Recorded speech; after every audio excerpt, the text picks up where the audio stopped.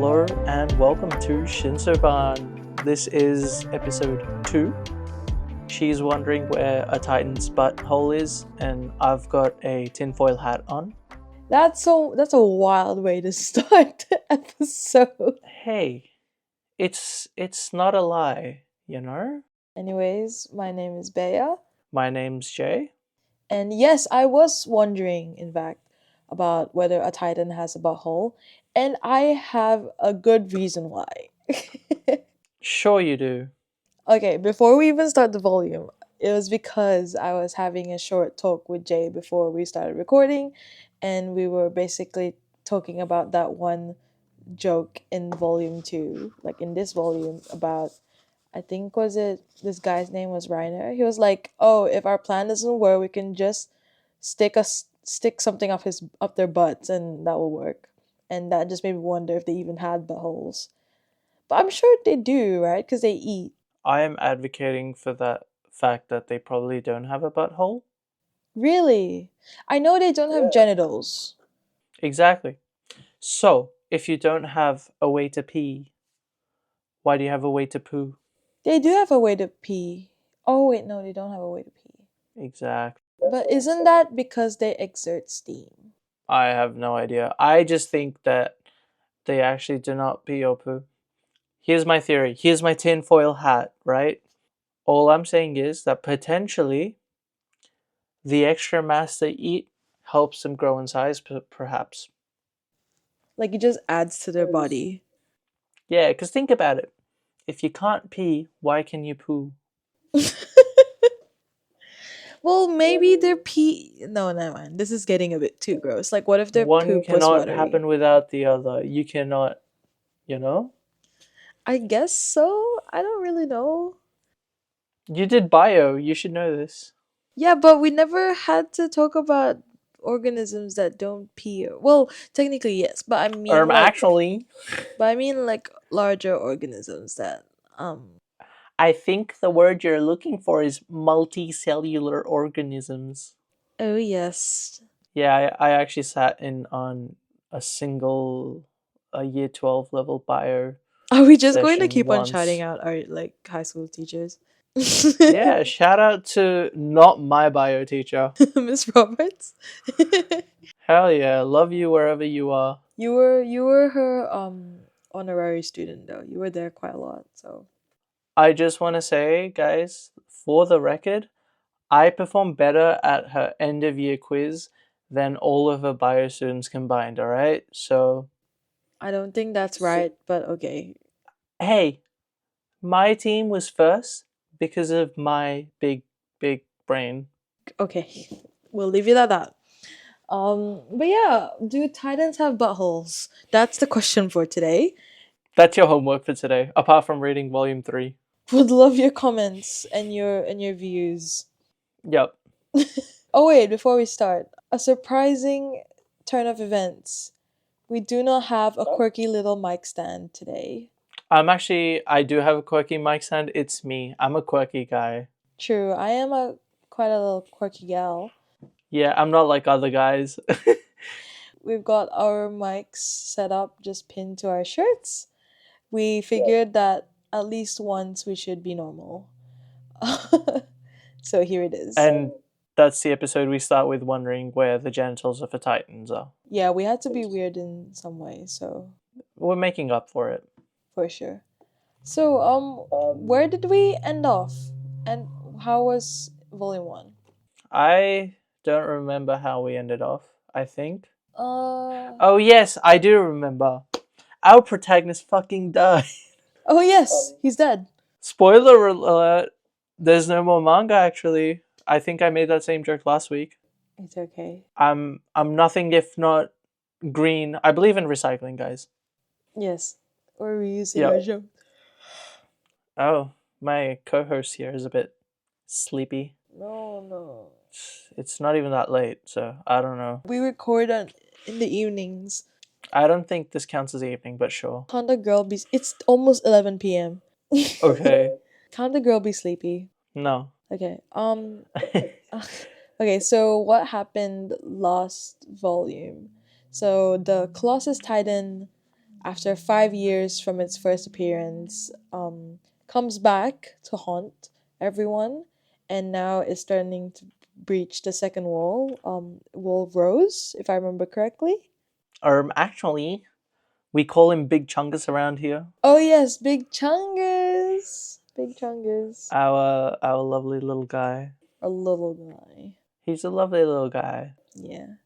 And our main characters, our little trio, Aaron, Mikasa, and Armin, have recently also just graduated from military academy, so they're part of the armed forces attacking the Titans. Oh my god, attacking the Titans. They recently finished their TAFE courses and they're going into the workforce, guys.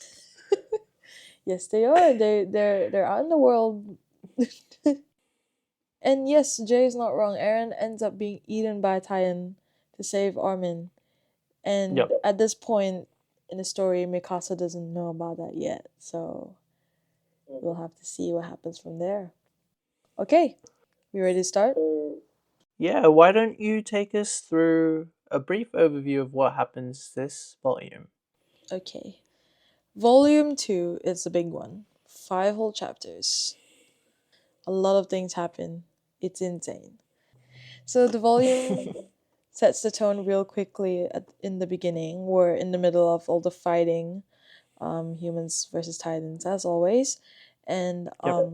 it's just absolute carnage everywhere. There's like a lot of shooting of the cannons, and Yep. there's a whole army of Titans starting to enter through the hole in the wall that the Colossus, oh sorry, that Big Chungus made.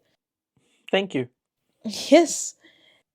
Yeah, I have a little trivia for us. So we see our fellows, our what would you call them? Would you call them soldiers? Would you reckon they're Oh, like the group that just graduated? yeah, the people up on the wall shooting. Oh, the soldiers. Soldiers, yeah. So we see our soldiers use two pieces of equipment. I don't think the second piece is mentioned just yet, but I will mention it here. So the two pieces of equipment are called a grape shot and a pomegranate, Yes. right? Yeah. So I did a little digging, a little historical research, if you will, Oh. as one does. Um, wouldn't you like to know that the grape shot is a real thing, actually? Seriously? I thought that was of the two, I reckon the grape shot would have been fake, but okay. Actually, the pomegranate is the fake one. Well, kind of. Kind of. Not exactly, all right? So, the grape shot was a artillery projectile produced in the 16 to 1700s. That's when it first appeared, as far as we're aware right now. However, it became more popular around the 18 to 1900s, Oh, wow. which if you remember from our first episode, fits perfectly with my guesstimation that Attack on Titan takes place in the 1800s, near the Industrial Revolution, Yes, he did mention that. I love that it's being weirdly accurate to the time. right? That solidifies your theory even more, which is really cool. I will accept any kind of compliments from our dear audience. I know I'm. I am clapping. Thank you, thank you. I appreciate that.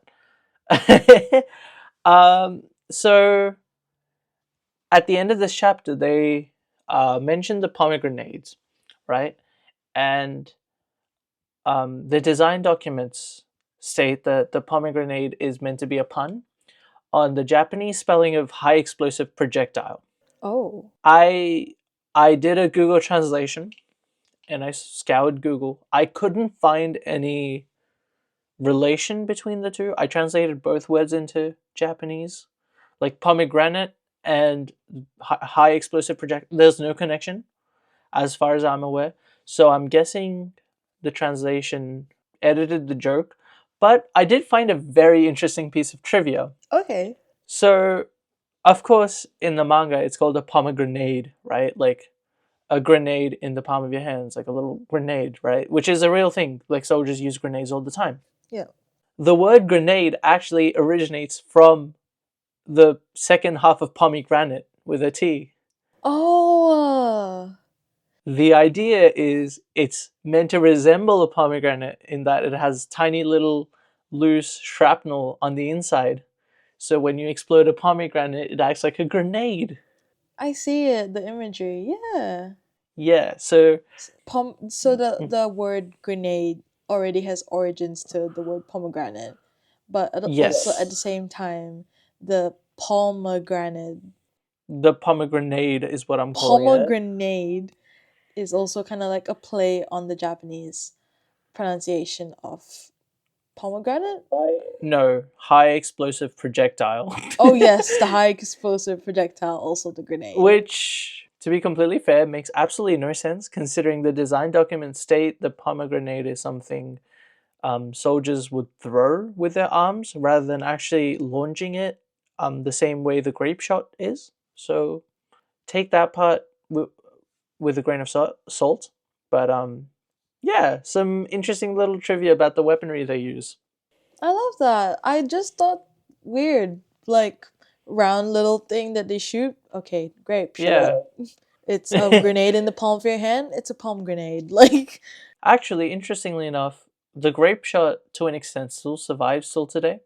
really? Uh, yeah, so a lot of hunting shotguns use something called buckshot, right? Which is tiny little pellets, and the idea is the same as a grape shot, where it's like really densely packed pellets with gunpowder behind them, so they explode out in a wide radius. That's a great fun fact to start off with. Really, Thank you, thank you. I did some research today. yippee! You're like our little like you know how Spider Man has his little guy in the chair. I think, yeah, okay, I'll take that. Okay. But yeah, okay. So yes, we started off and everything's in chaos, and hmm Connie and the other recruits find Armin basically kind of in a daze, right? And this is the part where they learn that everyone in Armin's squad has essentially died, and he's Yeah, the last one. I I would just like to say, when you said Connie, the first image that popped into my mind with Connie's little like buzz cut head was a picture of Corey in the house, like the cover of Corey in the house, but it's edited to say Connie in the house, and it's just a picture of Connie screaming. What's core in the house? It's an old show. I don't know if many people have heard of it. Oh, I've never heard of it. Yeah. Yeah, just like a little picture of Connie instead of Corey, and it's just Corey in the house. But now it's Connie and Connie screaming. Yeah, I see it. I see. I see the similarities. It's a buzz cut. Yeah, for sure. Okay, so the recruits learn about that, and they push forward. And I thought it would be interesting to link back to the themes that we were looking at in volume 1, all about the power imbalance between humans and titans. And hmm again, as they are escaping, we see Armin talking about how the place, like this place that they once knew, he realizes that, like, as it says here in the manga, the situation didn't become hellish. It's always been hell from the beginning. The strong devour the weak. And volume 1 ended off, if you remember, volume 1 ended off with like a loss of innocence, if Mm. that makes sense. Like they're suddenly realizing that, oh, this is what our world is. I think Yeah. Armin, this is for Armin specifically, this is where I think he's realizing that his life is very is very how do you say, like, Fucked. yes, his life is very fucked, but also I still don't know how to say it, but like is very fragile. Yeah. But yes, also very fucked here, so right. I would like to bring back some of my year 12 English skills and do a little something my teacher taught me called intertext relations or intertextual connections. A lot of Armin's character thus far reminds me of a character from Lord of the Flies. I did it Lord of the again. Fries. Look, I'm just a hungry guy, you know. I'm just a hungry guy. Instead of like But Hungry yeah, Jacks, you're like Hungry Jay. yeah, I'm a hungry Jay. Um, uh, Armin reminds me a lot of the character Piggy from Lord of the Flies. So if anyone in our audience has read that book before, I'm sure you have. If you've done Year 12 in our state, it was a very common text in Year 10. Um, Basically, Piggy in the book represents the idea of science and humanity as a whole, and he becomes the centerpiece of conflict where there's two parties, one that wish to kind of like devolve into tribalism and eat um, meat raw, pretty much, like just to survive, and the other party is more geared towards logic and facts. So they pretty much Piggy kind of represents this idea of like holding on to your humanity, and he's the least fit character, and I'm sure you can already see the similarities between Piggy and Armin. uh, Armin also similarly kind of represents this idea of logic where he wishes to explore the outside world. He's learning about the outside world constantly. And, he's being, even in his flashback, he's being beaten up by people for thinking the outside world is where humanity belongs. And his troop, his party of Eren and Mikasa who defend him, who fight for him, much like Piggy's party in Lord of the Flies, spoiler alert from like a what 30, 40 year old book, um, they end up either converting or being killed, one after the other. Yeah. And in this case, you've got a similar situation. Eren, who is like the most um, loudmouth defender of Connie.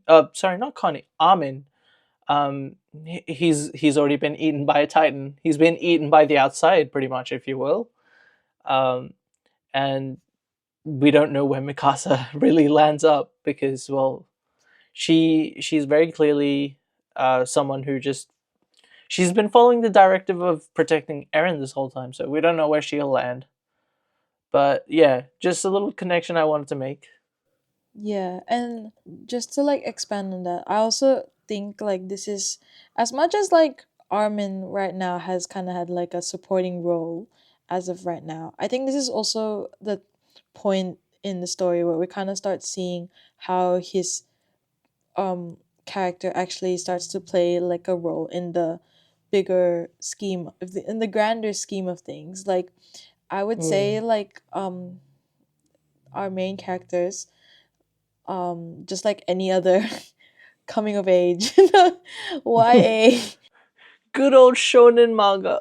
Yes, like any other good shonen manga, they always want to break the mold and basically like test Mm. the limits of what their world or what the society actually is. So if there's ever a chance of like humanity making it out of like the walls that they've made, it will make sense that it will be led by these three because Eren, as we know, has that spirit, like that hunger for like, Yeah. to take back the power that humanity's lost over the years. And then there's Mikasa, who is like strong in the more like steadfast, and also in terms of physicalities, like she's very strong physically. And then of course Armin, as we come to realize in this volume, is very very analytical, very smart. um like he will get you like he Yeah. will get you the solution one way or the or another. Yes. So it's nice, it's interesting to see how they actually have this synergy before we even see them like work together for now. Yes. Yeah. I get what you mean.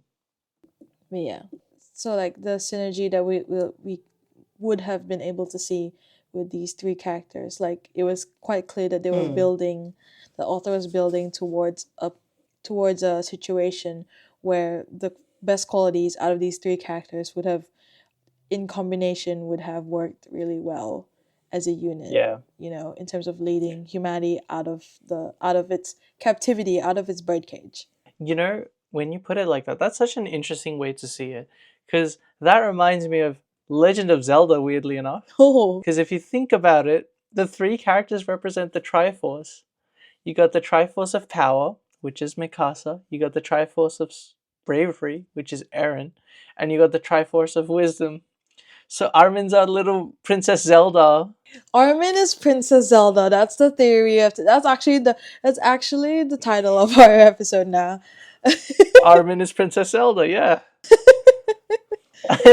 There we go. But That's the theory, actually. yeah, I do like that little comparison of like they all represent little characteristics that, put together would make the ideal person, but it's kind of showing the shortcomings of everyone. Like Armin can't do anything by himself, but he's really smart and he can strategize stuff. Eren was really brave, but he can't fight for shit. He's brave. He has a lot of ideals, but he can't defend them. And then you have Mikasa who enforces those ideals while like Armin kind of guides them together, you know? Yes, so the fact that Aaron's been killed off, you can kind of sense, as you see in this volume, there is kind of like that instability because Mm, like these all three pillars are like not here. yeah, and I really like the word you used before for like life is fragile, and like I guess Eren, who's kind of been like the main character. It's like Eren Yeager. He's died. He's consumed. Yeah, So I guess that really highlights the fragility of human life within the plot. yeah. I guess, oh, I don't know if this is like the appropriate place to say it as well, but I think it's also interesting that like it's also interesting to see like how the characters, our main characters, our remaining main characters, Aaron's spirit or and his like vigor to like take action is gone. So it's interesting Yeah, to see where that role lands from here. Princess Zelda is sad now that Link is dead. But that's just a theory, a game theory. We're gonna get sued for Or we that. are gonna get sued. I think we have to cut that out. No, we're not. We're gonna keep that in. That's really funny. just Please. just that once, we'll keep that in. Yeah. Okay. Yeah, so Armin at the same time is also feeling obviously like incredibly guilty. Believes that he is responsible for Aaron's untimely death, Which he is. which he is, unfortunately. Victim blaming. Not victim blaming, more like survivor's guilt. Damn. That's just mean. But yeah, we I'm just playing the devil's advocate, alright? That's my job. that's fair. Yeah. And Armin chances upon his two fellow recruits. I believe it's Hannah and friends. Friends. Yeah, we actually saw them earlier, right? Yeah, we saw them earlier in volume 1. Yes, in the volume. Sorry, I thought you meant in this volume. But yes, we saw them earlier. They're like the lovey-dovey couple. And Yeah. I think this is I'm noting this scene because this is the first like not meme, but I saw someone cosplay this online and I can't believe I'm seeing it now. Yeah, yeah. This scene, the Hannah and friends. Yes. This is the scene where Hannah is trying to resuscitate um Franz, but then later on we see that Franz is literally missing everything from his torso down. But yeah, I've seen someone cosplay this before. It was basically someone dressed up as Hannah, and she was carrying this little plush of Franz, like just the top half, and then every single time she was Uh, approached, she would just like drop down to the ground, put the Franz plush on the ground, start resuscitating. you know what would be funnier if she was carrying around a CPR doll? CPR, yes, CPR doll. I think that would be, especially because Franz has really short hair. So it'd be easy. Just like paint over the fucking hair that the CPR doll has. That's true. That's true. You never know. Maybe it was a CPR doll. Next packs, we're so doing that. Yeah, we should go. Yeah. So now we basically cut to the year 844. This is one of those panels where it's just the number again, so 844. And since the scene after this is like a scene of Mikasa as a kid, I'm led to believe that, like Jay said, in the last episode, that the numbers signify years. So 844 would mean a year before 845, which is the year that we opened up our story to, when Mikasa and Eren Yes. and Armin were kids. Would you like All to? right. Yeah. I would like to contribute. Yes. Yes, Thank you. yes. I have a theory though. So I actually, yeah, I can share this theory right now because it's not going to really break the order of the story. So, last episode I made a massive hubbub about the fonts of these numbers, right? Yes, I noticed that this one's a different. Yes. This time, the font is different slightly. So this time the font is, it's got a gradient at the top and bottom, and in the middle it's bright and like overall really smooth, right? So I have a theory about these three numbers. Well, of course, so far these three numbers seem to represent the years. So we're going to stick with that as our basis. And I actually believe that these numbers are also a means of storytelling. Oh, is it kind of like, technically the year 850 Mhm. is our current, right? And 845 and Mhm. 844 were flashbacks, so it's kind of representative of like the state of that memory, or kind of like, is that what you're trying to? Sort of, yeah. So I think that, so okay, so I'll give a little short description of the numbers, right? So 844, the font looks really solid and smooth, like undisturbed.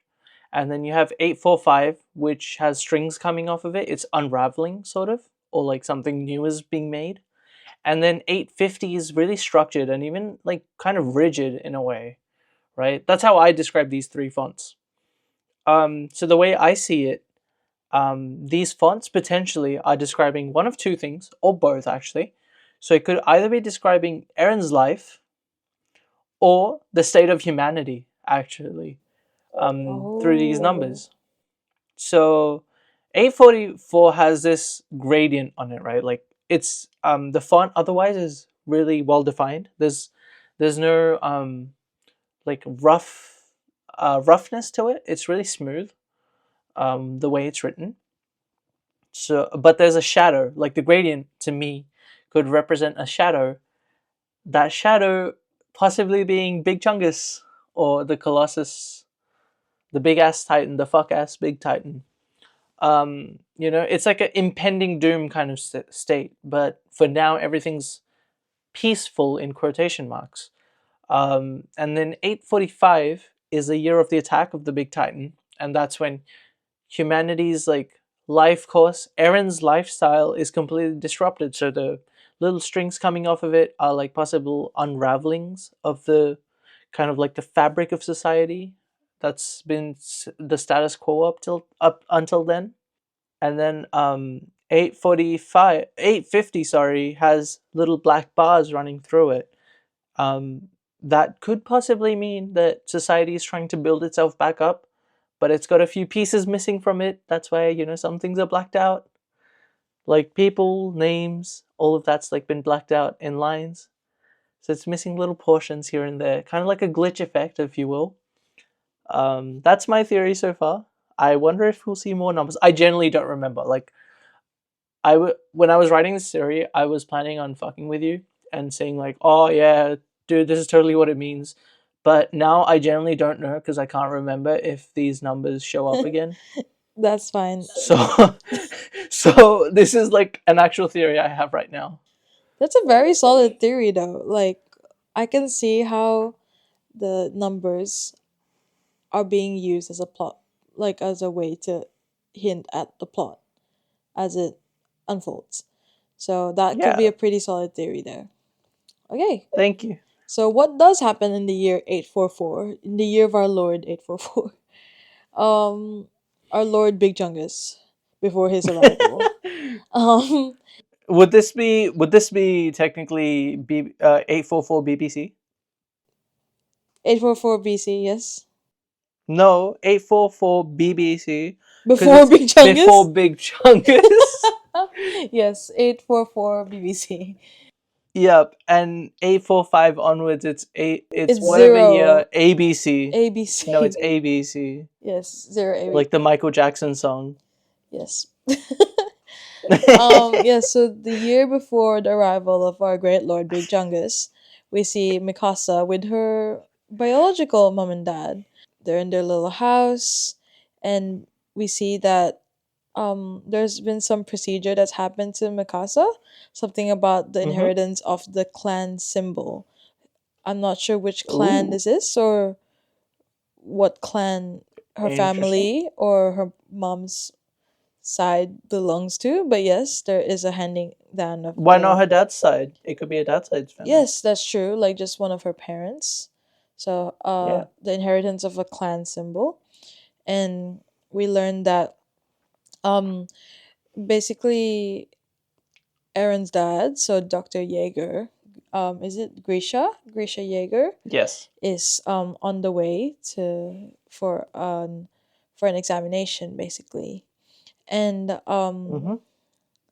so we see um Aaron and his dad. Aaron's come along basically. Can I just say? Huh? Can I just say? Aaron looks kind of adorable in this flashback. He's like a little guy, Yeah, he's just you a little know. baby He's here. just a little guy. I love him. Yeah, honestly, Mikasa's also a little baby here. They're both babies. Yeah, but Mikasa doesn't look that much different. I don't know why, but Aaron looks like an actual kid, That's true. like That's a true. like a little pipsqueak. Yeah, he's Like you definitely could like just punt grown him up. up. Yeah, Yeah. but yeah, as as Aaron and his dad open the door to Mikasa's family home, we unfortunately see that her parents have been killed, which is insane because we've just met them. And that's Yeah. literally the end of the first chapter of the volume. Yeah, I actually before we move on to the next chapter, Yes. I would hold on. I actually had something jotted down. So on the final page, or yeah, the final page of this chapter, I'm not sure if you have this part or not, possibly not, but they show a little map of, where Attack on Titan takes place. Yes. I just wanted to talk because last episode we were talking about waterways because they had, boats going across. So obviously we can see that the civilization is huge, right? Like the aerial shot clearly shows it's a long, long way. So it makes sense they have boats and stuff. But the thing I found really interesting about this, like from a geographical standpoint, there's one single mountain, or like very clearly like a larger mountain shaped object on the map Yes. that we see. Like it's kind of like in the middle circle, probably where the interior police is that we talked about last It's episode. where the capital is, right? Yeah, yeah. And I find it really odd. Like, I don't think I've, in the real world, ever seen a single mountain being formed. Because I'm not sure if you're aware how a mountain is formed. Not really. It's basically when the tectonic plates of the earth rub against each other Yeah. and they have nowhere to go but up, so they form a little mountain range. So anytime you see a proper mountain, unless it's man-made, there's going to be a whole range. It's not going to be Like a one single like, wall. yeah, it's not going to be a single conical shaped structure in the middle of nowhere. So from what you're trying to say, it is very heavily implied that that mountain on the map could possibly be man-made. It could be, and I don't know if this holds any significance to the plot, but I zoomed into this, right? If you look at it, every single fucking waterway originates at this mountain, which makes very little sense that this is the only seemingly source of every river flowing. Why is that? Because there's two rivers coming off of it that feed a direct lake, and then every other river just like keeps going from what we can see in the map. So it's really weird looking, and I don't know why, but something about the waterways looks really weird to me as someone who's done a bit of geography back in my day. Fair enough. So you're saying it's kind of unnatural to have, firstly, not just the mountain on its own, but also the fact that the rivers all originate in one spot. Yeah, and I'm not sure if they originate, but they converge at that spot specifically. Originate might be the wrong word. They all meet up around the mountain. Like maybe they don't go all the way up, but they circle it really clearly. Interesting. Yeah, I just want to point that out. Pretty weird. I don't know if that's you trying to hint at a theory or like some kind of plot twist, but I will take that into account. I'm gonna be for real. I don't know either. I don't know if it's just my subconscious pointing it out or if it's something I'm noticing for the first time. Cool. I mean, I'm guessing I did guess that our podcast will just be like 50% half baked theories and maybe 10% real ones.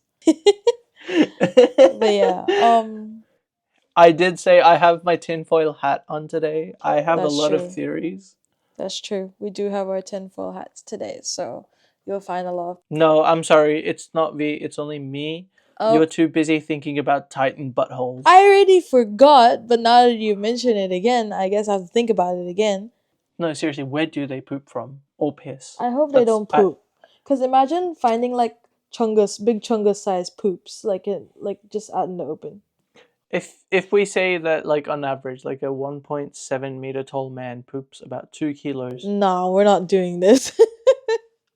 How many kilos would Big Chungus poop? Like It'll probably be 50? scaled to its weight. Yeah, but okay, we'll move past that. We'll return to this topic one day. Yes, yes, we will. Yeah. Um. Yeah, so we cut to Mikasa being tied up on the floor of some random cabin in the forest next to two men.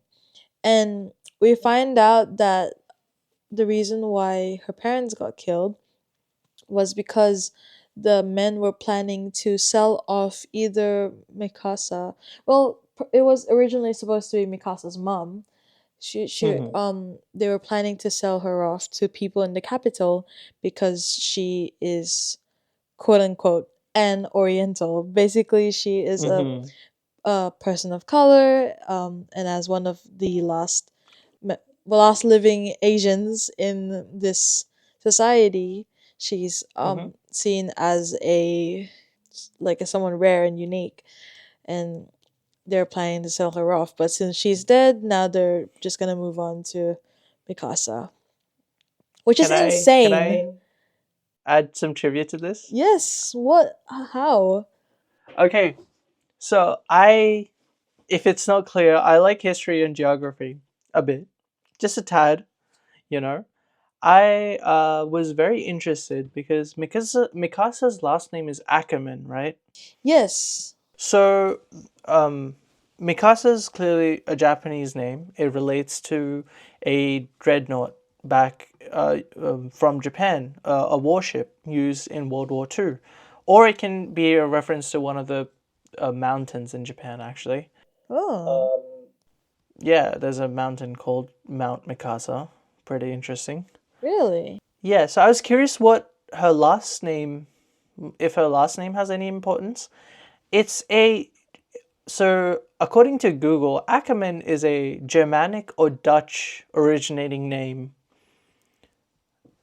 which is a pretty interesting pairing with a Japanese first name.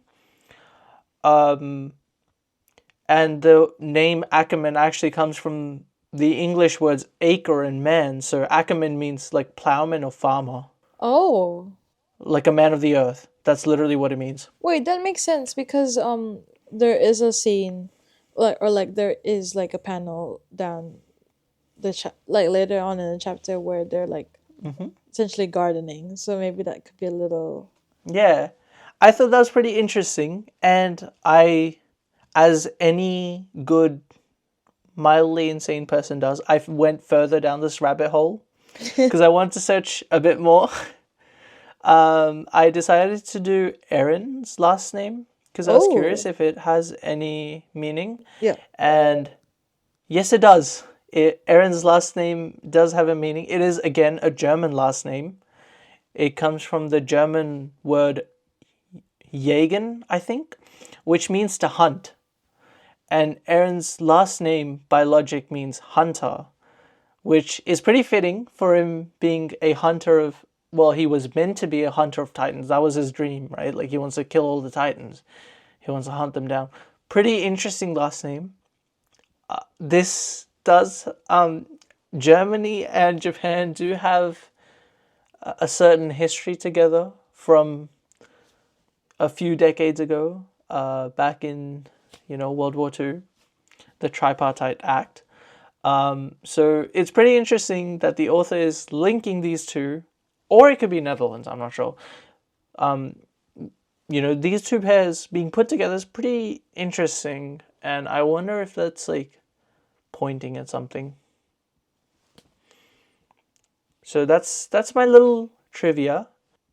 Anyways, Germany and Japan being linked. I was gonna say, like, because of like a lot of you're mentioning a lot of German names, it could be like a reimagining or a retelling of like World War Two. Yeah. I have thoughts about that as a concept, but I won't be sharing them. Why not? Right now is not a fitting time for those. Okay. But yeah, that was the etymology of the last names. I found that pretty interesting to dive into. Oh yes, one more thing. Aaron's father's first name, Grisha, is a Russian name of all Really? things. Yeah, it comes from Russia. It comes from a translation or loose pronunciation of the names Grigory or Gregory. So So you've got the Russians, right? One, which is Grisha. You've got the Germans, which is Aaron's last name, Mikasa's last name. You got Japan from Mikasa's first name, and her being an Oriental, very explicitly. I'm just saying that's a tripartite act, okay? That's a tripartite act from World War II of Germany, Russia, and Japan. Oh wait, no, the tripartite act was with Italy. Never mind. I was gonna say I don't think they had the tripartite act. Those three. Those three were the. Oh no, they weren't even allies for the whole thing. But then Italy was fucking useless in World War II. So technically, Were they like the powers, like the yeah, they were the. Those three were the powerhouses. yeah, Russia, Germany, and Japan. So those, I, I think you're onto something about how like if these are the three, ethnicities that they are like portraying, Mm. and they're supposed to represent all of society. Like from There's like a something to be said there. from a war perspective, considering that these were the people who were very dominant in the war, it would make Mm. sense that in a war setting in a manga, and in terms of like conquest or exploration, it would be there could be stuff that could be said. So do you reckon that the Titans are the Americans? uh more like No, I'm kidding. more like the figurative concept of the unknown. Yeah. Yeah, for sure. I especially the fact that Mikasa's first name can possibly come from a literal battleship from World War II. So Yes.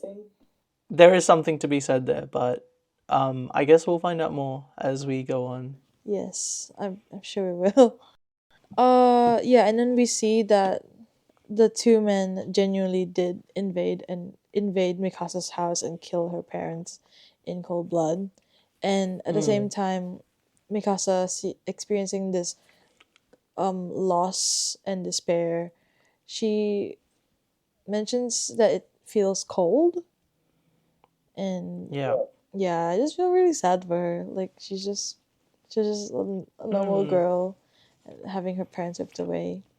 But yeah, Eren finds Mikasa in this cabin somehow, and with a little bit of deceit, he's able to slash at one of the bad guys with his knife, and he also had some like knife on a broomstick. I'm not really sure what was that.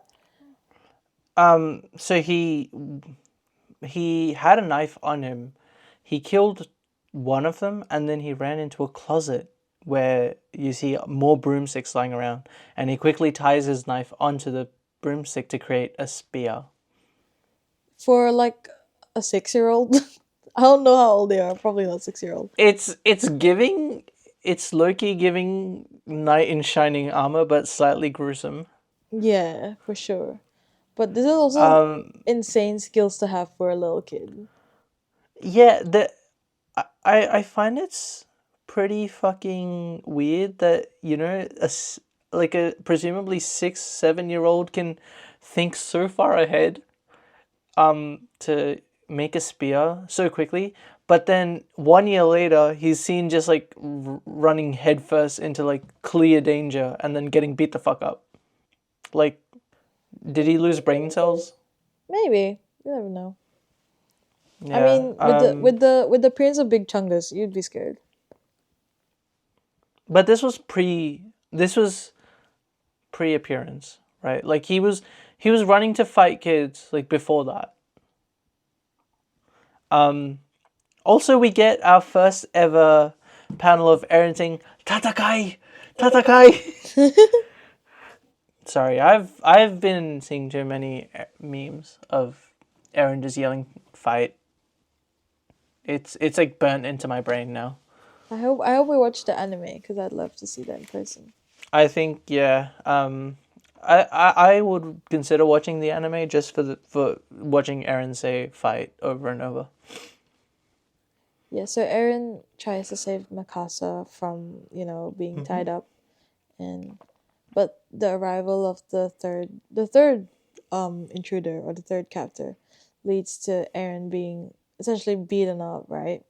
And at this point, Mikasa's in disbelief, in shock, basically stunned at what she's seeing. But she does notice like this knife behind her, Yep.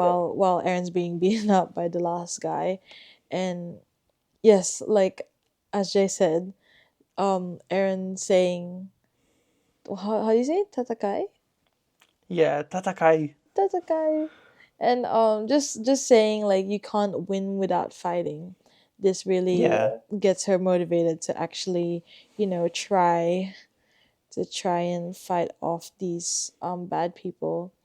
And Mm. personally, like as someone who's new to this, and like being introduced these characters, it's so refreshing but also insane to see Mikasa just like in a helpless state like that. Yeah, I get what you mean. It's so like jarring to see her character Mm. be the exact opposite characteristically. Yeah, and we see a little flashback of her, like her way of accepting that she has to like fight to live. And as you said, we actually see her and her family maintaining a little farm. They're being Ackermans. They're plowing and they're maintaining the land.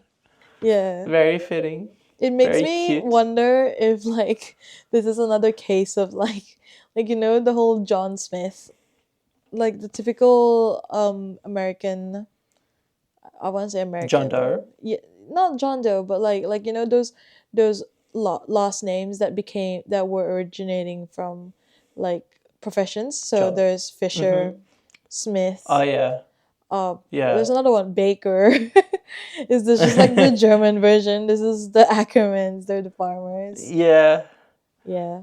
That would be a pretty interesting. Like, it's kind of like the question of the chicken and the egg. Which one came first? Yeah.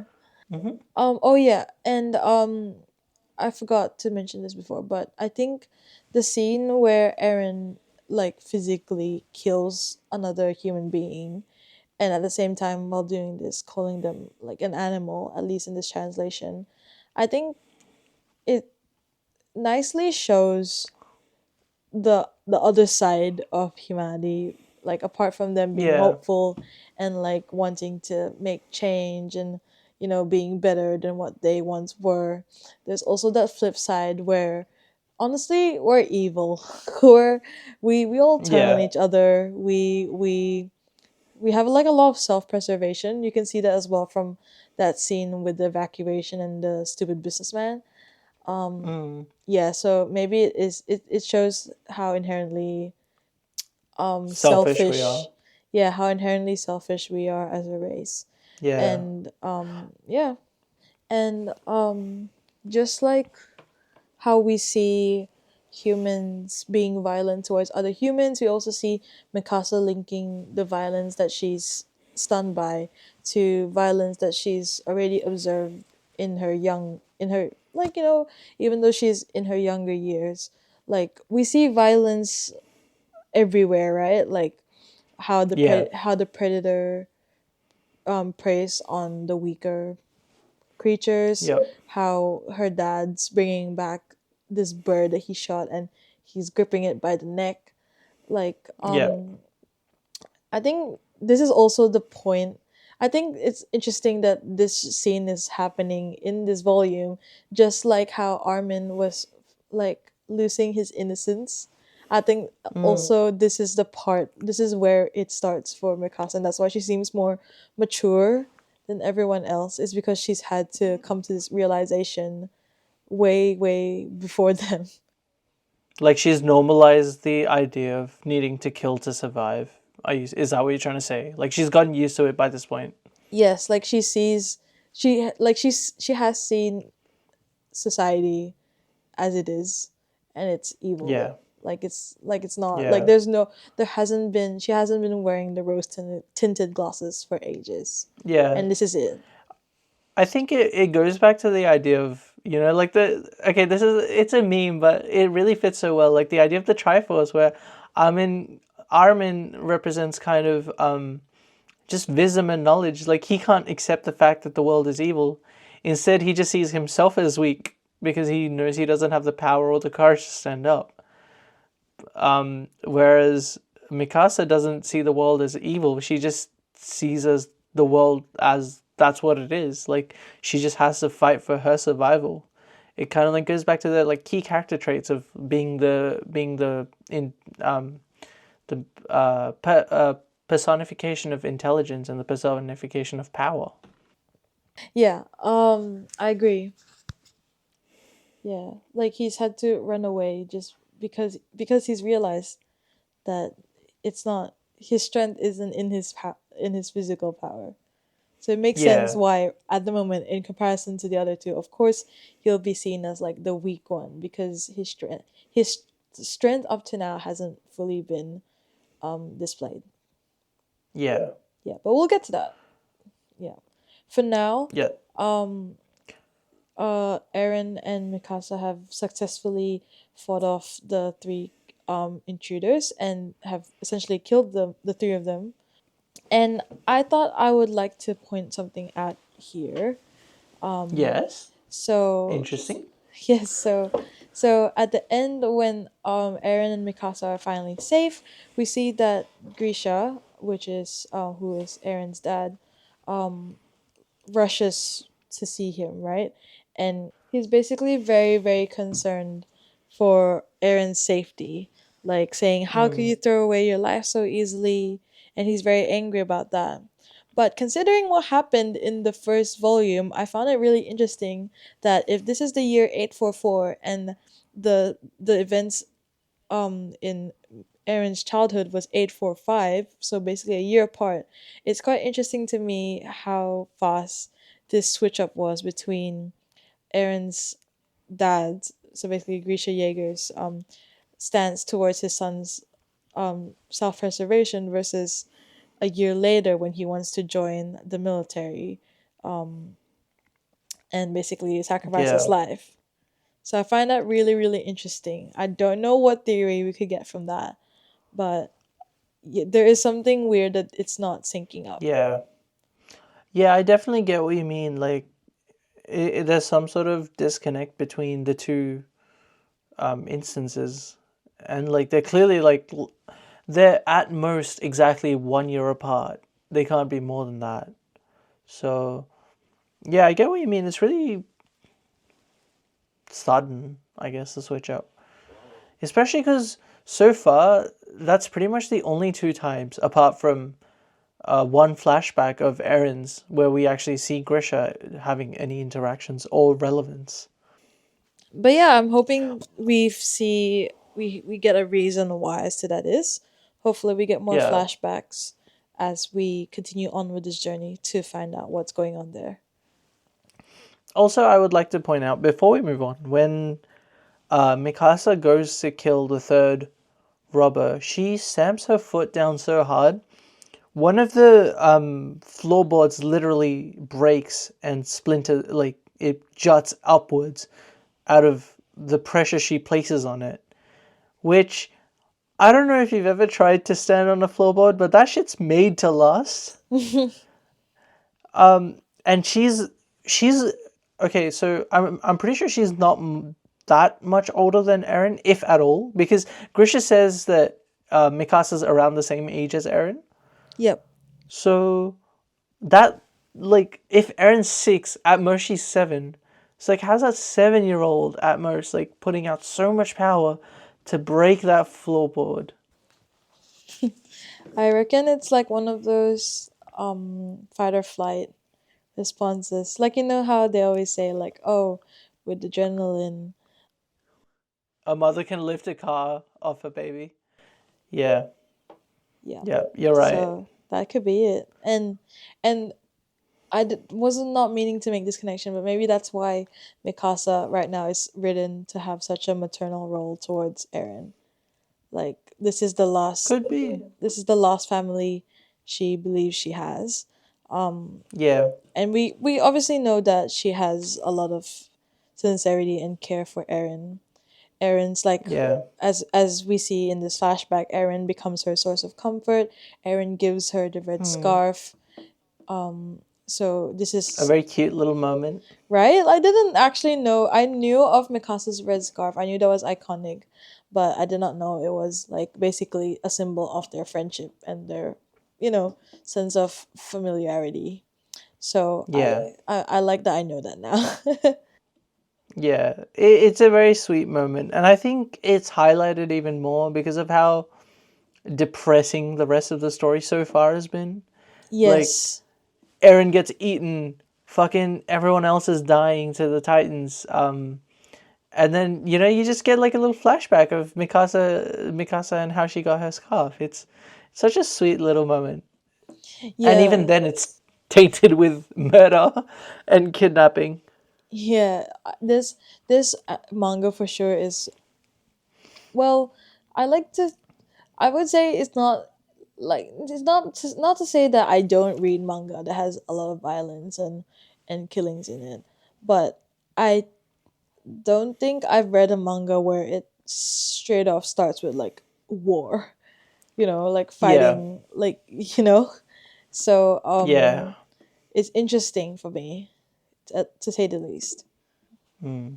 because basically what their like society is it's like a war zone waiting to happen. Yeah.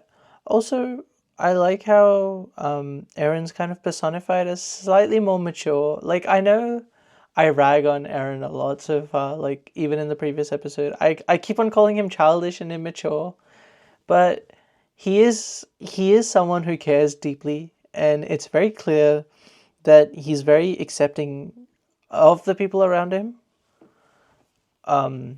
Because like he instantly says like, "What is it? Let's go to our home." Instantly bringing me, like, he understands what Mikasa needs, and he's kind of like an empath. Yes, I can see what you mean.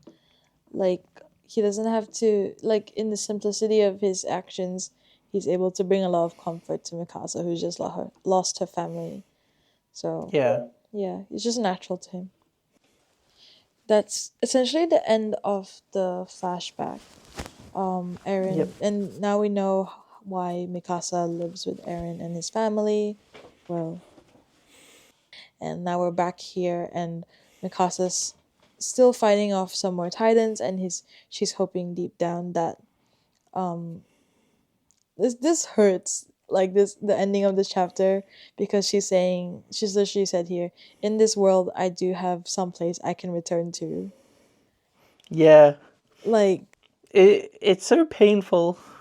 yeah, like, I remember reading this like literally the other day, and just like it's so heartbreaking, and I was so scared to see what the reaction would be when she finds out that Aaron's died. Yeah. But yeah, so we head off into the penultimate chapter. Is it? No, it's chapter 7. There's two more. Okay, cool. Yeah, so we head off into the second with to the next chapter, where we see the supply building. I think so, yes. Yep, and basically we're at the point in the fighting where people are starting to slowly lose hope. We see people resorting to suicide, and we also see that the withdrawal bell. So basically, Yeah. there's bells ringing to signify that the civilians have already been evacuated. It's safe for, and it's now ready for the the armed forces to retreat and draw back. But with the fact that the maneuvering gear requires gas, which they don't have because the supply buildings literally swarmed by titans, um, the hope is dwindling basically for the new recruits. Yeah.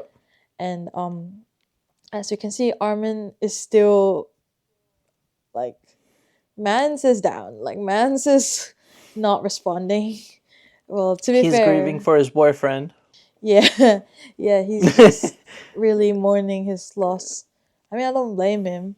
Um, but yeah, I mean, yeah, I think you would also be in a similar state after losing pretty much everyone who was assigned with you. yeah, and knowing that your best friend literally gave up his life to save you, I understand. Yeah. And with his dying words being, I will see the outside world, or something like that. Yeah, like I'll see the outside world now because I've literally been eaten by the Titan, and now they're probably gonna. No, he doesn't say it like that. Well, yeah, but that's essentially what he's saying, right? Like, I'm gonna see the outside world because the Titan's gonna eat me and then he's gonna poop me near the outside world. I don't think he poops. I don't think he poops. Hey, okay, we will discuss that in a few seconds because we will come up to that scene. But yeah, Mikasa finally sees Armin for the first time since the fighting started, and this is the point where she finds out that Eren has died, and we see the reaction, and it's just a blank face, and Yeah. somehow she's like taking charge of like the team Yeah. somehow. um Yeah. and she also takes a leaf out of Aaron's book. She says the same thing that he does, where it's like you can't win unless you fight, and that pretty much becomes like the rallying cry for the other recruits to try their hardest to escape. I would just like to say Mikasa is not an original person. She copied Sasha because Sasha very clearly says if we pool our resources, we can get back together and I'll take point. And then she tries to go to Armin to convince to help others uh help her convince others, sorry. I had a brain fart there. It's all right. That's why Sasha was my volume 1 goat. I'm not sure if she's my volume 2 goat because it's the first we've seen of her in a while. That's fair. That's fair. But yeah, I guess she's taking leaves out of many books, and She's a um, copycat. yeah. But it works though. Like the recruits become Yeah. energized and ready to, tackle the next challenge. And we see that Mikasa is obviously using like this bravado as a facade for like the Would actual. well, I would sorry to interrupt. Would you say they're getting ready to attack on Titan? Yeah, I guess they are. Yeah. But yes, so we see Mikasa's confrontation with Armin as well, which interesting. Yeah. I find it very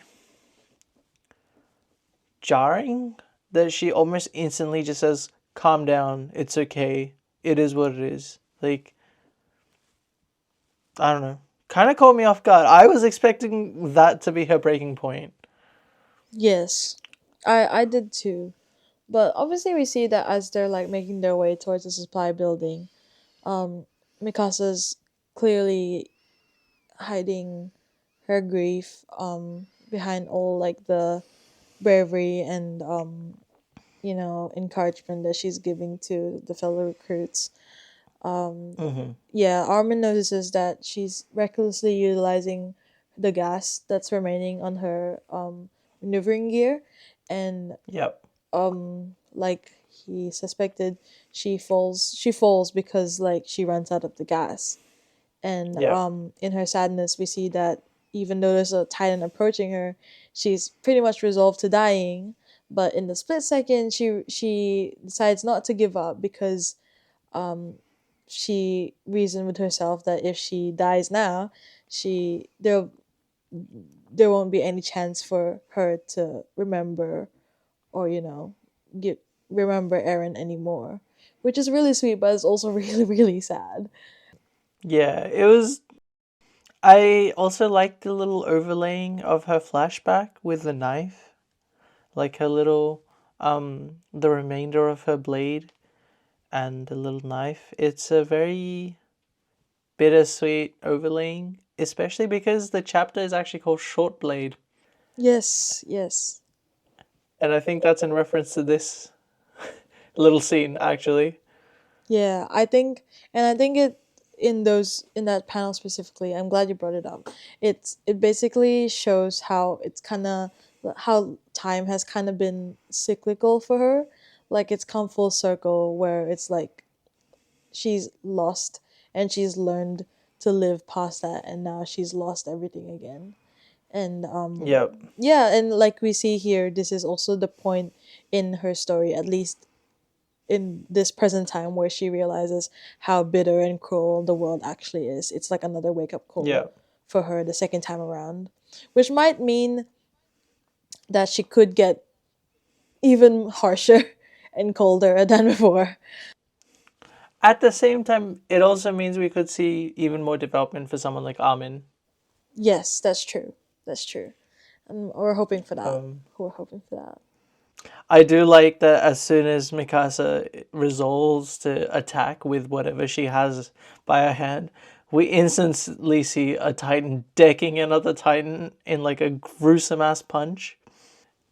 Pretty fucking cool, not gonna lie. Yeah, for like we haven't really seen any Titan on Titan action. Like this is the That sounds That's very not what recent. I meant. That's definitely not what I meant. I Titan on Titan action, my oh my. No, no, no. That's We're not that kind of podcast. Uh, Is that why you were asking if they have buttholes? no, I don't even care anymore whether they're balls or not. Um, but yeah, we see this is the part in the story where we see for the first time this long-haired Titan, and Yep. yeah, he basically just whacks the shit out of this Titan that's headed towards Mikasa, which is insane because we've never seen Titans actually fight amongst one another before. Yeah. Yeah. Also, I don't know how to explain it, but this long-haired Titan looks less human than the Titan he's beating up in this scene. Yes. Yes, that's Like he true. looks really weird and robotic in a way, but Yeah. I don't know. That's just me. I like how in Mikasa's thoughts she describes it as it felt much like looking at the physical manifestation of humanity's anger. Like Yeah. if humanity had the capabilities of Titans, like this is how it would look like. I like that little comment. Yeah, like it was how she feels like more uplifted after seeing this little scene. Yeah, yeah. Um, and I think this line specifically kind of adds a bit more fuel to the running theory I did have before, where Titans and humans probably aren't that different in this world. Hmm. Like, just like how like we're not sure who this long haired titan is yet, but you know like if they are capable of like turning on one another just like humans, then it's possible that there is some like similarity other than like physical similarity, but like in their essence or like in their DNA, if that makes sense. Yeah. Yeah. Yeah, it was really um as someone who likes violence and action in his media, What? I think these upcoming few pages were really sick to watch. Just seeing Titans beat the shit out of each other. These were some action Um, packed scenes. So if there's anyone who's listening to our podcast, kind of just like because they don't really want to read the manga or don't really want to watch the anime. I mean, we are doing a pretty good job of like recapping the volume, but yeah, you guys should should read it or watch it. It's really good. yeah. I do want to point out something, but I don't know if I should. Why? What is it? Um, Mikasa is saved by Armin while the Titans fight. And we can also see that the long-haired Titan who just arrived, he basically readies himself to fight the other Titan using this kind of like boxing stance. Like it's not. Honestly, I would say it's pretty close to a boxing stance. Like that is the kind of stance you take to have your defenses up. You know, he puts Yeah. his arms like right up to his chin to protect himself. Very interesting. And the first punch he seems to throw, he not only manages to rip his opponent's head clean off and like kind of throw it at a building, it seems like his own arm gets ripped off in the process, which is a wild amount of power. Yeah, it did rip off his like arm at least. Yeah, like yeah. It gets ripped clean off, and he starts regenerating. And I guess we see intelligence from this Titan as well, the long-haired Titan, because it instantly stumps on the back of the neck of the now downed enemy Titan. Yeah, which signals to like the humans who are watching that oh, this Titan actually knows about the weak spot and is utilizing that weak spot against its fellow Yeah. Titans. This draws a very interesting parallel to Big Chungus. Big Chungus, yes. Because when Big Chungus shows up for the second time, it goes for the cannon specifically, and Eren at the time specifically thinks to himself, this Titan is intelligent. It's not like the others, which is pretty interesting. I wonder if there's some sort of connection there. Yeah. Like I'm not sure if there's a connection there or also it could be a sign about like how, with time maybe the Titans became a whole different race because of the way they were evolving so quickly. So this might be a sign of like, evolved intelligence, but I'm not super sure. Could be. Yeah, definitely. Um, yeah, and while all this is happening, Armin offers Mikasa his own gear and supplies so that she could escape. Again, this is out of the guilt, for Aaron's death, and because Yep. he doesn't feel like he's being very helpful right now. But Mikasa vows to like bring him along, and yeah, Armin being like growing to be to be like the strategizer or the strategist of the Yep. team. He's the one who figures out a way to get to the storage building safely, Hmm. which he does achieve. And yeah, I really like this turn of events where Armin is finally. I hate that Aaron's dead, but like, um, you know, Armin actually being able to shine in these Yeah. chapters. We get to know him a bit more. We strangely don't know his backstory yet too much. Yeah, we just know that he's been branded a heretic in the past for wanting to go outside the walls. Yes, and also like even understanding like why he's friends with Eren and Mikasa in the first place somehow. I think that'll be interesting to explore. Yeah, for sure. But yeah, Yeah, the following few pages, I guess, are just intense amounts of action. yeah, We see we see the recruits trying to get to the resupply spot, the building, and a bunch of them get captured and eaten. And I think it's Gene. He uses the death of the fellow recruits as kind of like a distraction so that the rest of them can get into the building, which is pretty gruesome, but at the same time, I guess it makes sense, like strategically speaking. Yeah. So it's kind of like highlighting, that it's not just Armin who's kind of like growing up and like coming to terms with the debts around him. It's like other characters need to do that, and they are doing that as soldiers.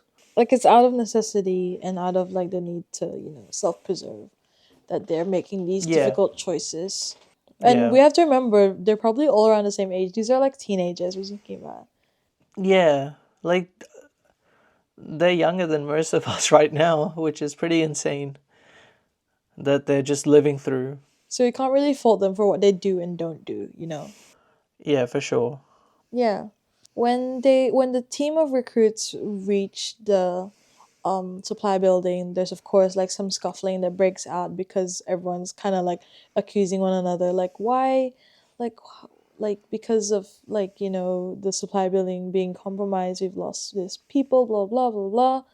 And at the same time, while this is all happening, Connie also observes that the long-haired titan that just appeared seems to show Yeah, no interest in the humans, which is really interesting since that kind of goes against everything that is to do with, titan behavior and titan mindset.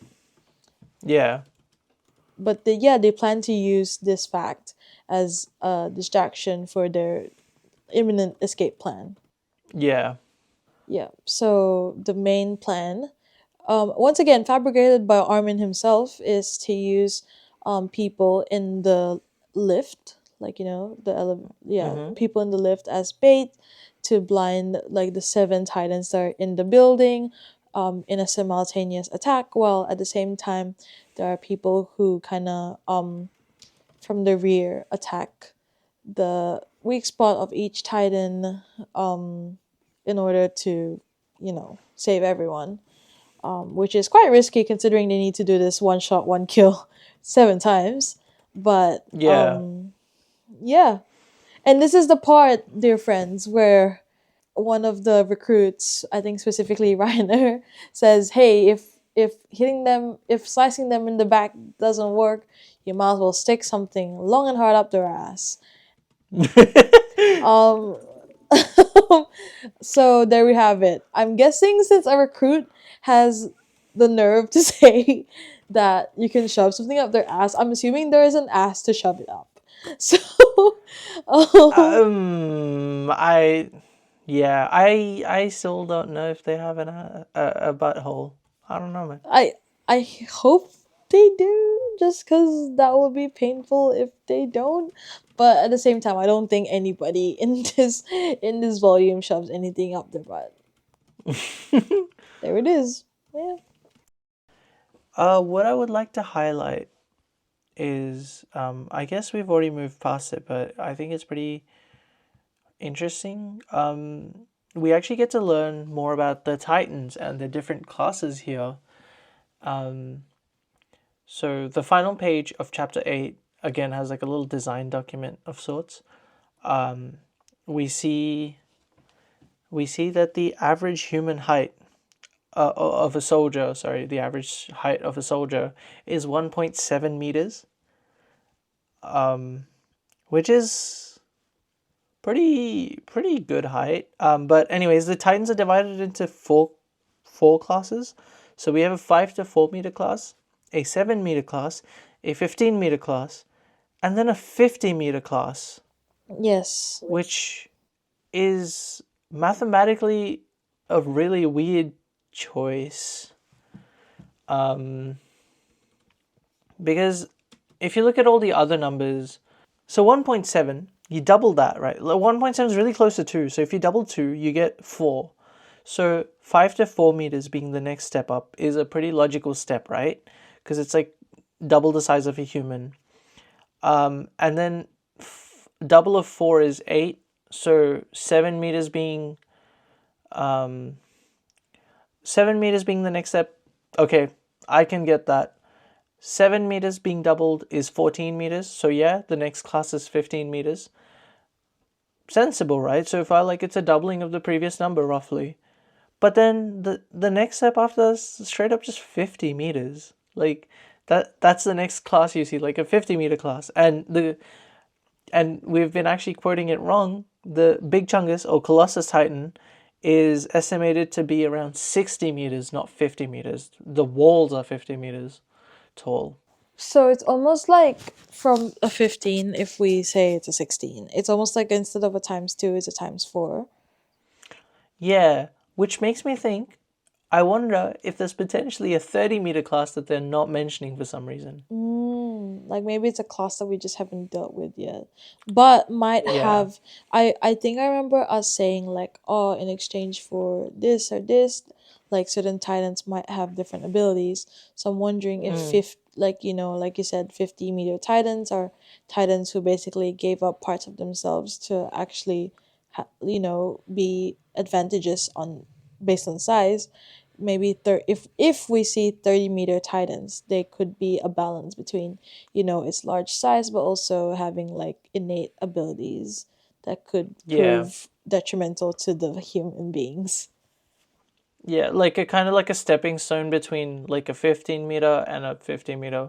But yeah, I just thought it was really weird that the next class is straight up like 50-meter plus. Yeah, that's true. Um, I mean, well, Big Chungus does what Big Chungus wants as well, so just a big yeah, like boy. Big Chungus goes on to 60 meters, so he's like in the 50 plus class. We see that the recruits, like having survived the whole ordeal of the supply building, um Mm, we see that they're like observing the long-haired titan, and strangely enough, not only was he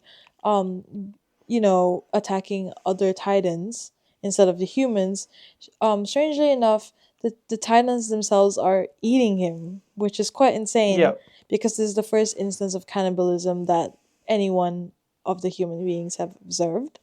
And even yep, stranger is that there seems to be no regeneration going on in the long-haired titan's body, and everything just points towards this creature, this titan being an anomaly, basically. yeah, And this sparks an argument between the different recruits about whether to save the titan in the event that the titan could eventually become their ally, which would, to be fair, in terms of defense, would make for a very strong, alliance, or to yep, simply use this long-haired titan as a distraction to escape safely, leaving it to die. yep, Um, and again, I feel like this is such a good representation of, again, like humans tendency to self-preserve above all. Like it's yep. so selfish again. Like should is basically asking, should we save, to be fair, they're risking their lives to save the long haired titan if they do choose to. But at the same time, it's also Mm. like, should we save this guy to save ourselves, or should we just save Yeah, like how ourselves? how can we benefit from him living for us? Yes. It's so characteristic of human beings to put themselves above other people, and I think this manga does that really well in different situations. Like it's only been 2 volumes, but we've seen so many instances of this. Yes, yes, I Um know what you mean. okay. And I think, and while they're having this debate in the middle of the fighting, the long-haired titan suddenly fights the, basically he's like, guys, why are you eating me? And starts fighting them all, right? And this insane display of power and dominance over the other titans, all this violence before its body finally gives out and collapses. This really Yep. changes the recruit's mind about ever like trying to reason or befriend a titan. No matter how anomalous. Yeah, I think Yeah, it was Gene, right? It was like a titan. He is the one who says that a titan remains a titan, right? yeah. It's so hard to tell between Gina and Reina. They I literally have the know. same haircut I and same want I face. I want to say this is Gene because I will not accept that the same person who said let's stick up their butt will say something like a titan remains a titan. Yeah, I mean, I see a little bit of like an undercut going on, so I think it's Jean. That's like the only way I can tell these two apart. I'm not sure if they're like siblings or something, but it'll be funny if they were. Like Yeah, yeah. But on the assumption that this is Gene saying that a Titan will always be a Titan and nothing more, this his idea is like immediately challenged because as the long-haired Titan collapses, we see rising out of the back of the Titan's neck like a phoenix from the ashes. We have Eren Yeager. Eren Yeager! Yes! Our fallen king is back. Insane work. What the hell? Yeah. What? Crazy to, but I would like to say there were very explicit hints at it being him this whole time. Yes, looking back on this now, like as we've covered the volume front to back, I now see that there were some things pointing towards, Yeah. Eren being this Titan. But go on. Okay, so the first thing that tipped me off was actually his first appearance when he comes over to save Mikasa. It's literally just the moment Mikasa thinks back to the time where Eren tells her to fight on. And that also happens when Eren tries to save her. And yet again, he comes to her rescue as she's about to, die. And the first punch he actually throws, it's a direct copy of the punch he throws at Jean all the way back in chapter 2, as Mikasa picks Oh. him the fuck up and throws him. So even the fighting style was mimicked to, Yeah, hint and at Eren being the Titan. yeah, and so far all the Titans we've seen, like all the Titans that were kind of like trying to crush the supply room or supply building down, their style of attack is just running in blindly, and just like using their massive weight and then eating the humans, right? But this Titan, I guess, well, Eren as a Titan, he had a distinct fighting style where he puts his guard up for punches. He has a good form. He knows how to follow through with punches, and I guess that really harkens back to like chapter 2 where all the others recruits are like talking about how like, oh, Eren was like top of the class in hand to hand combat, and well, like he was only ever behind Mikasa, and I yeah, it's like a massive hint at, dude, that's fucking Eren this whole time. Yeah, like now that we kind of get to look back on what we just read, I like how they've set up the story that so that if you were like keen enough and if you were on the lookout for these hints enough, you would have actually, probably strongly you would have been able to make an educated guess about who it was, Yeah, which I appreciate instead of like, the plot switches being like there for the surprise factor as compared to a plot twist actually being built up slowly as the volume progressed. So I really like that. yeah. This chapter is called "The Beating of a Heart That Can Be Heard," which is most likely in reference to Eren's still beating heart because he's still alive, which is a neat little thing. Um, and the Triforce is back, guys. The Legend of Yes. Zelda Triforce is back. And now that we have our three main players, our three main characters back together, albeit we don't fully know what's up with Aaron's condition yet, but the fact that we will hopefully have these three main pillars of, wisdom, strength, and what was the last one? Bravery. Spirit? Huh? Bravery.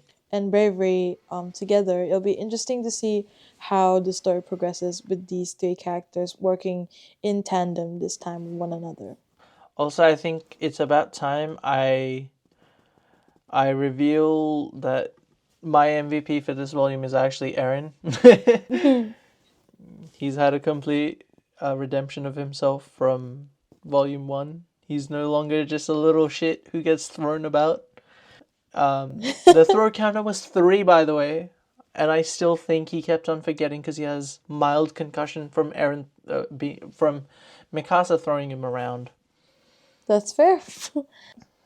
When I first read through this, I thought my MVP would be Mikasa, just because we saw her a lot, and it was um kind of like basically we see her growth the most, I would say, in this Hmm. volume, because not only do we see her present actions, but we also see how her past has actually governed those present actions. But now that Yeah. I think about it, I think I too would give my MVP vote to Aaron this time, because literally you Let's you go. can see how the story, like this, like despite only seeing him technically, like in present day Hmm. at the very end, you can see how his spirit, his bravery, it basically it echoes throughout, like, the story, even when he's not Yeah. there. So Yeah. even, and not just in the present, in the past as well, with what happened with Mikasa and, like, and her family. So Yep. I think this volume really showed how strong, like, the human will is at as well. Like, while we see, like, humanity's evil and we all hate each other and we all will push each other under the bus, we also see Yep. kind of like hope and perseverance there, which is really cool. Yeah. Yeah. I get what you mean. Also, I would like to highlight that this volume actually gives us a lot of information about Titans as a whole. Like, surprisingly, quite a lot. So first of all, we realize that at least one Titan so far can have a human inside of it. And if you look at the position where Eren exits or like comes out of the Titan from, it's the back of the neck, which kind of clarifies why possibly that's the weak spot. Because that's probably where their consciousness is. Like, that's what if that's other humans as Titans there,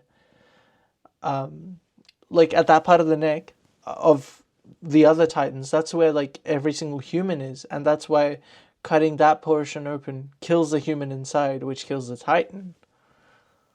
Are you saying, like their humanity, or That's my next question. What does this mean about other Titans? Because Eren clearly was a Titan. He had the regeneration of a Titan.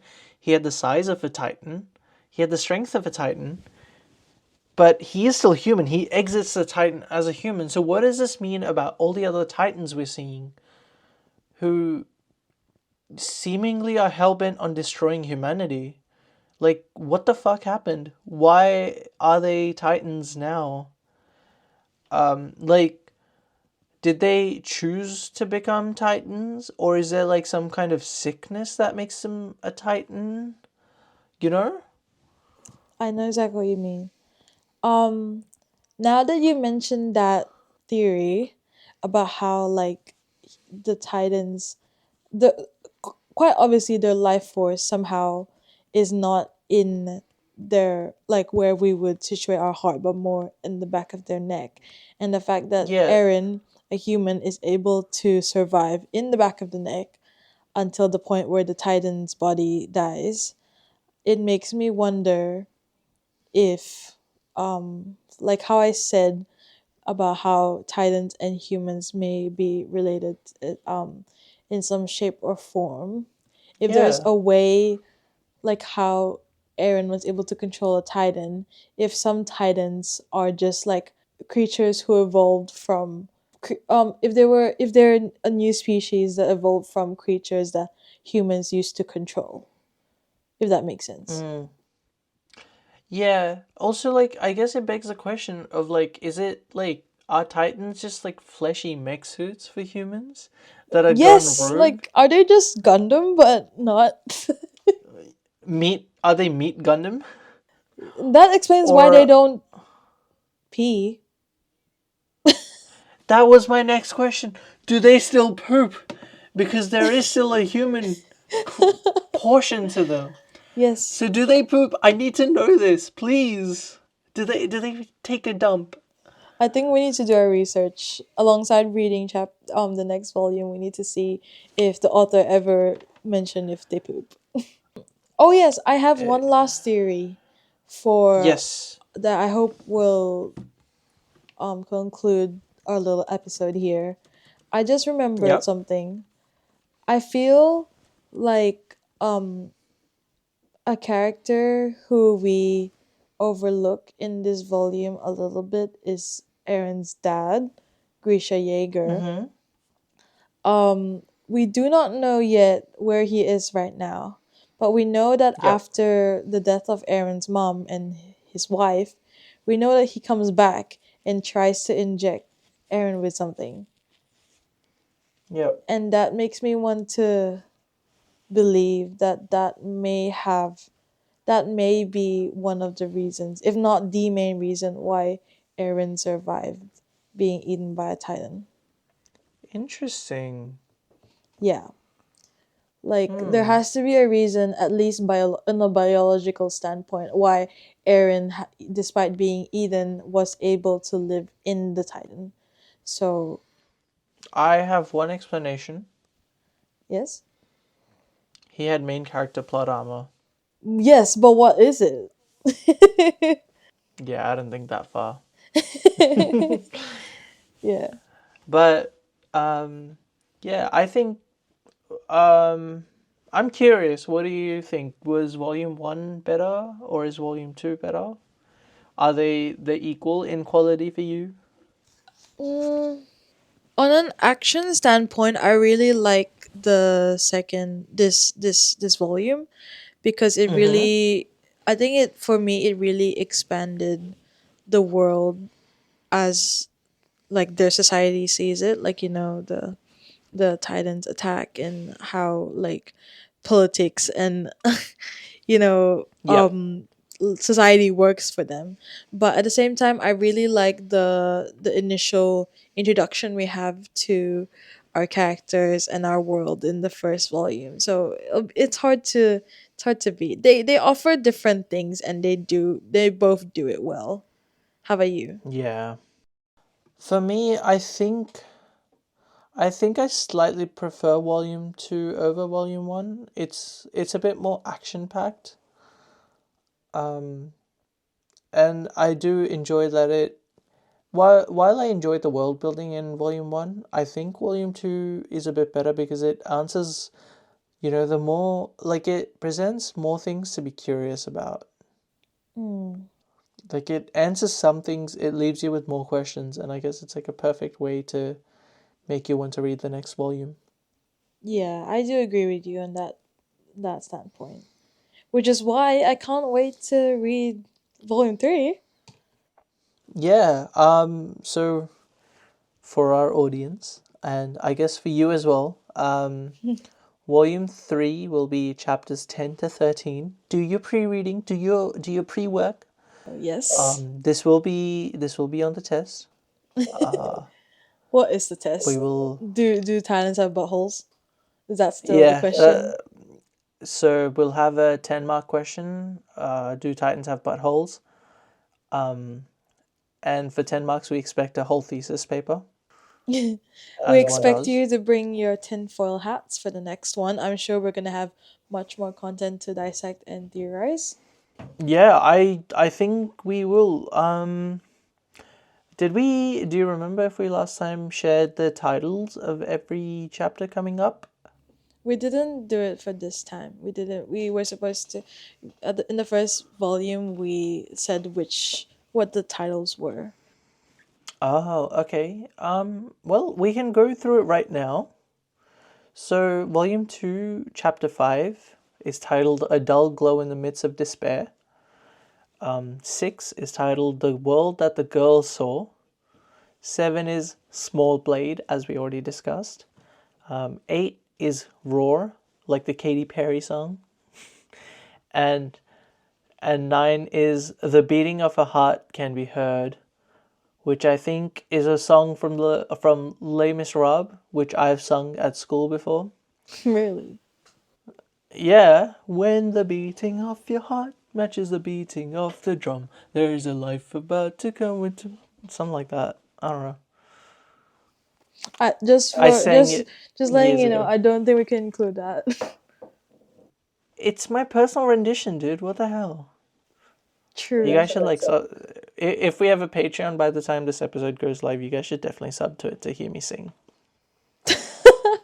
Every We week won't we have a will just Patreon. have a cover of a different song that Jay sings Yeah, for I'll our find like Patreon. some kind of song related to one of the titles. And since we're on our third episode technically. Second. Well, if you include our little introduction.